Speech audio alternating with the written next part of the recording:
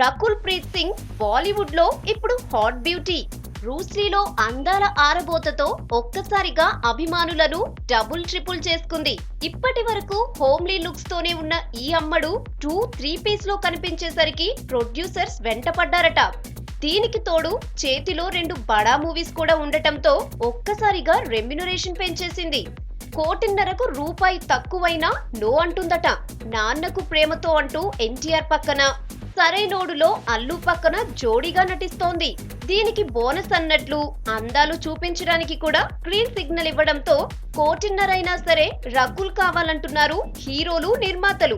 ప్రస్తుతం అనుష్క, నయనతార, సమంత మాత్రమే ఈ సింక్ కంటే ముందున్నారు. ప్రస్తుతం 4వ స్థానంలో ఉన్న ఈ కొత్త బ్యూటీ చేతిలోని సినిమాలు గారి హిట్ అయితే మరింత పెంచి ఫస్ట్ ప్లేస్ కొట్టేసినా ఆశ్చర్యం లేదంటోంది ఇండస్ట్రీ.